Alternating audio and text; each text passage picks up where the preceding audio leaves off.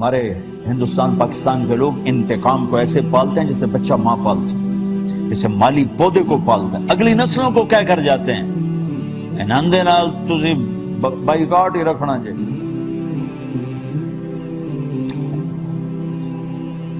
عزیزہ جی سلام دعائی ختم کر چھڑی، اور لڑائی کس بات کی؟ لوجہ سے رشتہ مانگے، رشتہ ہی نہیں دیتا۔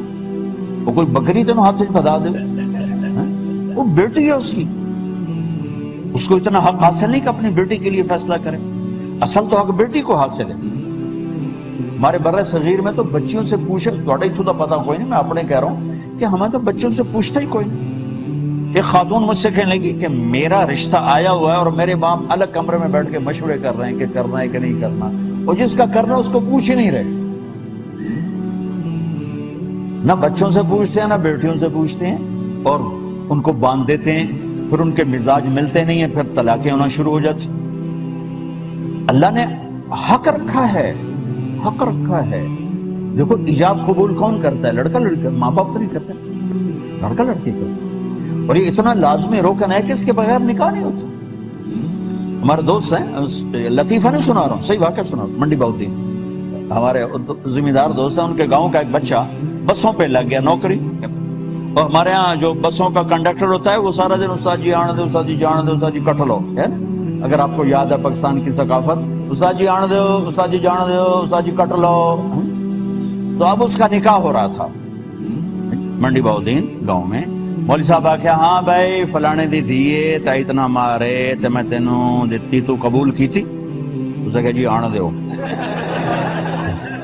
اچھا اس کا بھائی اس کے ساتھ بیٹھا تھا، اس نے اس کو زور سے کون نہیں ماری؟ آندھا جی جان دیو۔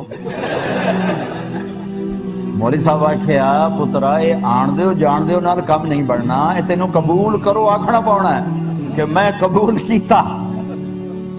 یہ اللہ نے بچے بچی کا حق بنا، ماں باپ کا حق تو نہیں بنایا۔ یہی کرنا ہے تو کرو، نہیں تو جو اپنی مرضی کرو۔ یہ ظلم ہے ماں باپ کا، یہ زیادتی ہے ماں باپ کی۔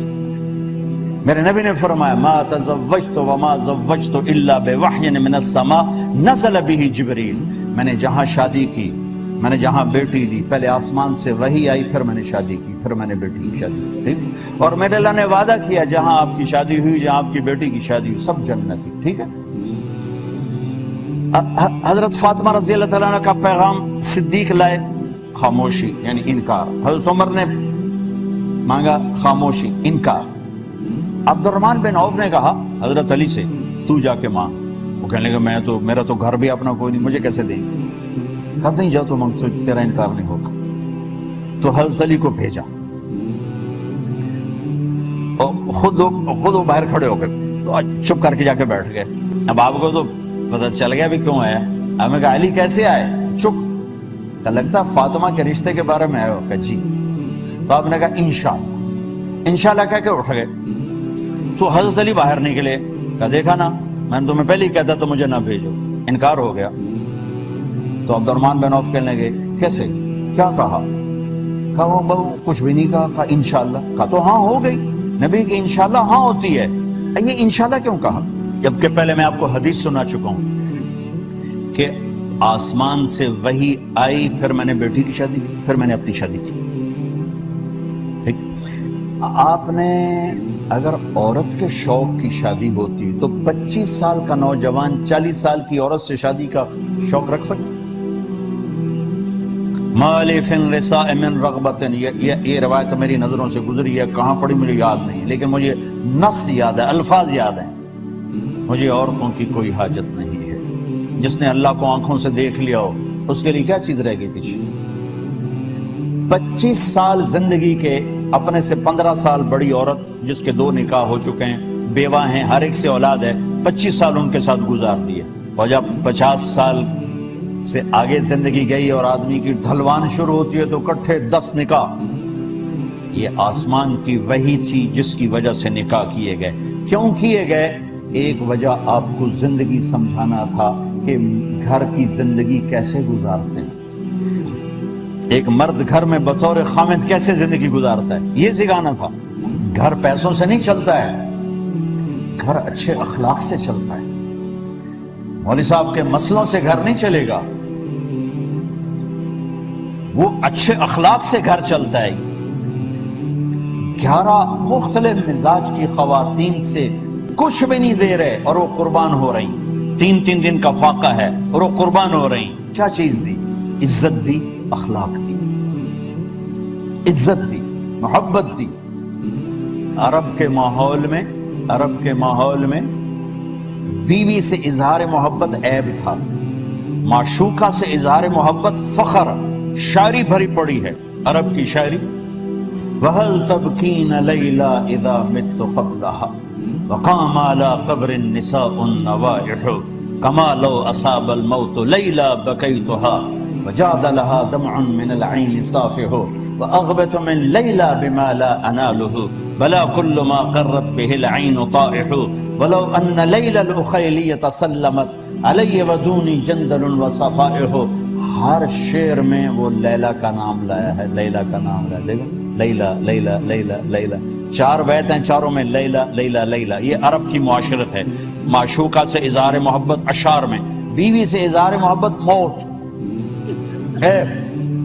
یہ ماحول ہے. اب اس ماحول میں واقعہ سناتا ہوں. پہلے اس ماحول کو دیکھو. اس ماحول میں ایک آدمی اللہ کے نبی سے بھری مجلس میں پوچھتے ہیں، یا رسول اللہ من احب الناس الیک، آپ کو سب سے زیادہ کس سے پیار ہے؟ آپ نے کہا عائشہ سے. عائشہ سے. پہلے ماحول ذہن میں رکھو، پھر آپ کی ہستی کو ذہن میں رکھو کہ کتنی بڑی ہستی ہیں. آپ نے کہا عائشہ سے. وہ تو چکر کھا گئے، انہوں نے کہا ایک ہی بڑی. انہوں نے ایک دم سوال بدلا، جی میرا مطلب ہے مردوں میں کس سے زیادہ پیار؟ تو آپ سمجھ گئے گل میری ہضم نہیں ہوئی. تو آپ نے کہنا تھا ابو بکر سے ہیں. تو آپ نے جواب دیا یا رسول اللہ میرا مطلب یہ ہے کہ مردوں میں کس سے زیادہ پیار ہے؟ تو آپ نے کہا عائشہ کے ابا سے. عائشہ کے ابا سے. پھر حضرت عائشہ کا نام ہے، عائشہ کے ابا سے. آپ کو زندگی سمجھانے کے لیے تھا یہ. حضرت عائشہ کو نوالے بنا کے کھلا رہے ہیں. یہ اظہار عشق نہیں ہے، یہ تعلیم ہے کہ گھر یوں چلتے ہیں. گھر پیسے سے نہیں چلتے، گھر اخلاق سے چلتے ہیں. ایک نوجوان میرے پاس آیا، کہا جی میری اور بیوی کی لڑائی پڑی، مجھے کوئی تعویذ دو. میں کہا بیوی تو تعویذ چل دے تو مولوی نے کہا سب تو زیادہ بات ہو. طویز نہیں چل دے اور کم چل رہا. اس نے کہا میں کیا کروں؟ میں کہا تم جب تم کھانے پہ بیٹھا کرو نا تو روزانہ 2-3 لقمے اپنی بیگم کو اپنے ہاتھ سے کھلا دیا کرو.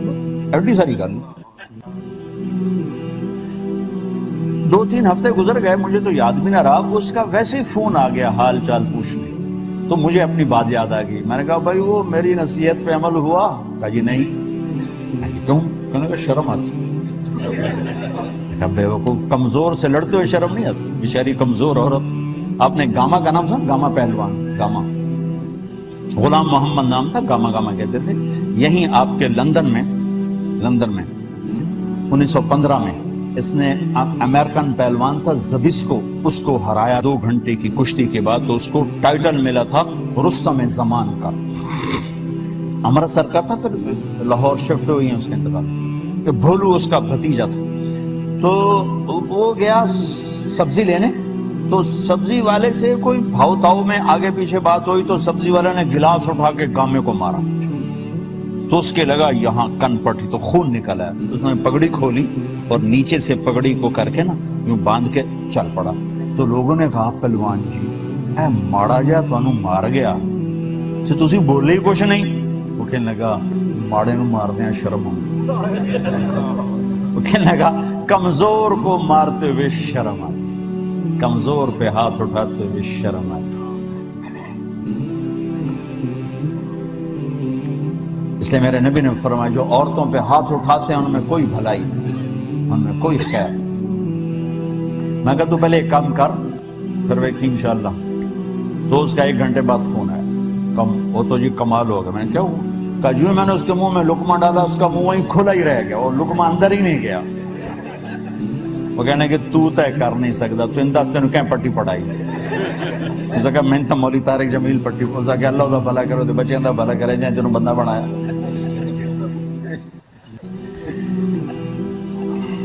ہمارے راجپوتوں میں، میں بھی راجپوت ہوں، ایک شاخ ہے رنگڑ، بڑے کوڑے ہوندے. وہ ایک پھر ذمہ دار بھی ہو تو اور کڑواہٹ ہو جاتی. وہ ہمارے ساتھ جماعت میں چلتے چلتے چلتے چلتے کافی وہ روزانہ بیان سنتے. میں معاشرت پہ بہت بولتا ہوں. تو 2-3 دن کے بعد رائے میڈم کٹھے ہوئے. وہ مجھ سے کہنے کے مولانا بڑا لطیفہ ہوا. جب میں گھر گیا تو میری بیگم نے کہا وہ تھارے مولوی کا فون آیا تھا. ان کو کون سا مولوی؟ کہا وہ جس نے تو میں رنگڑ سے انسان بنا دیا اسی کا فون. میں نے کہا اللہ کی بندی میں پہلے انسان نہیں تھا؟ کہا نہیں بالکل نہیں. کہا وہ کیسے؟ کہا تو بتا تیری میری شادی کو کتنے سال ہو گئے؟ میں نے کہا 27 سال. کہا 27 سال میں ایک دفعہ ہنس کے بولا ہے میرے ساتھ؟ کہ میں سر کھجانے لگا کہ واقعی کبھی بیوی سے ہنس کے نہیں بات کی تھی.